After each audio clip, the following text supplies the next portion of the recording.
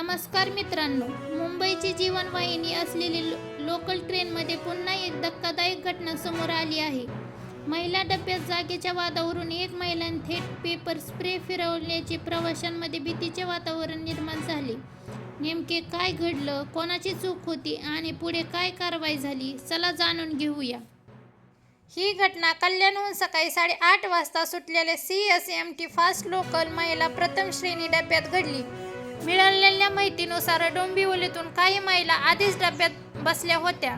कल्याण स्थानकावर मोठी रांग असल्याने अनेक महिला प्रवासी डब्यात चढल्या. त्यानंतर आधीपासून बसलेल्या महिलांना जागा सोडण्यास सांगण्यात आले.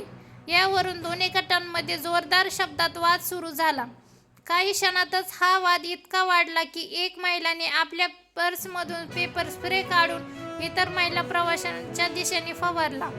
पेपर स्प्रे फवारताच डब्यात एकच गोंधळ उडाला. अनेक महिलांच्या डोळ्याची जळजळ सुरू झाली. काहींना श्वास घेण्यास त्रास झाला. प्रवाशांनी तातडीने रेल्वे हेल्पलाईन 139 वर संपर्क साधला.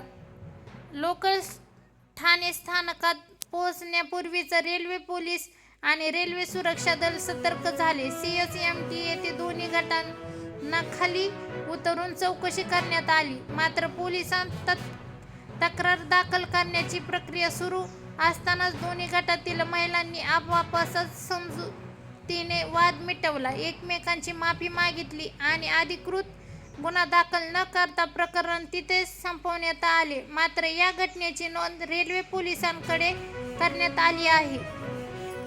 गेल्या काही दिवसांपासून मुंबई लोकलमध्ये भांडणे, मारहाण आणि प्रवाशाच्या सुरक्षेशी संबंधित अनेक घटना समोर आल्या आहेत. त्यामुळे प्रवाशाच्या सुरक्षेचा प्रश्न पुन्हा एक ऐरणीवर आला आहे. तुमचे मत, अशा प्रकारच्या घटनेवर कठोर कारवाई व्हायला हवी का? तुमचे मत कमेंट करून नक्की सांगा. अशा ताज्या आणि विश्वासार्ह बातम्यांसाठी आमच्या चॅनलला सबस्क्राईब करा, व्हिडिओला लाईक करा आणि शेअर करायला विसरू नका. धन्यवाद.